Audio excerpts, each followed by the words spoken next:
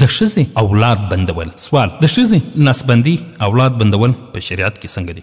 جواب: په شریعت مطهره کې د نکاح د بعض من جمله اعراض او مقاصد څخه یو مهم مقصد توالید و تناسل د بچانو پیدا کول دي او د اولاد کثرت ډیروالی مطلوب او محمود ښه دی. دغه وجه ده چې په حدیث مبارک کې د زیاتو کوچنیانو راوړلو والا ښځې سره د نکاح کولو ترغیب تشویق ورکړل سوی دی. د دې وجې څخه د دې خطر په سبب سره که چیرې بچیان یې زیات پیدا سي نو د هغو د معاش انتظام به څنګه پوره سي؟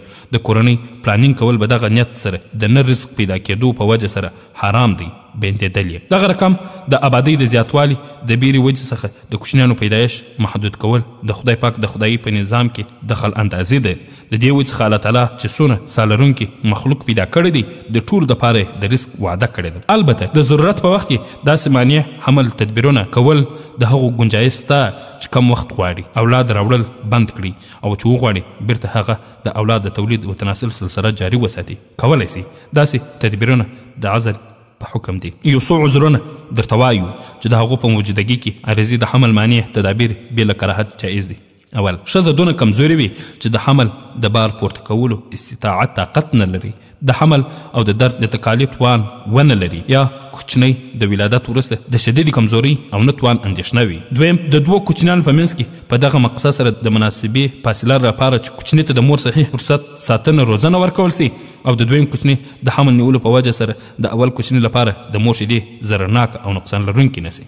دریم: ښځه بد اخلاقه او سخت مزاجه وي او خاوند هغې ته د طلاق ورکولو اراده لري او اندېښنه وي چې د کوچني د ولادت وروسته به د هغې بد اخلاقي نوره هم اضافه سي. په داسې صورت کې بلا کراهیت عزل جایز دی. څلورم: دغه رقم په اوږده سفر کې وي یا په دارالحرب کې د کېدو په وجه سره د کوچني د ځان یا د ایمان د نقصان اندېښنه وي نو په دغه صورت کې هم عزل جایز دی. پنځم: د مسلسل ولادت په صورت کې د کوچنیانو په تربیت کې سخت حرج تکلیف وي یا د فساد د وجې څخه د کوچنیانو سره ښه تربیت نشي کېدلی. په مذکوره صورتونو کې د عزل کولو داسې طریقه او تدبیر اختیارول صحیح دی چې په هغه سره وختي د حمل مخنیوی وکړي، په داسې شکل سره یې بند کړي چې کله بیا دویم وار د توالید او تناسل سلسله جاري ساتل غواړي کولی سي. باقي اپریشن کول، بچهدانۍ کښل یا نسبندي کول یا یوه داسې طریقه کول چې په هغې سره توالید او تناسل د کوچني پیدا کولو صلاحیت بالکل ختم سي شرعا د دغه اجازت نسته. که چیرې یوه ښځه بچهدانۍ کاږي او هغې ته یو ماهر ډاکټر ورته ویلي وي چې ستا لپاره ولادت ډېر تاوان دی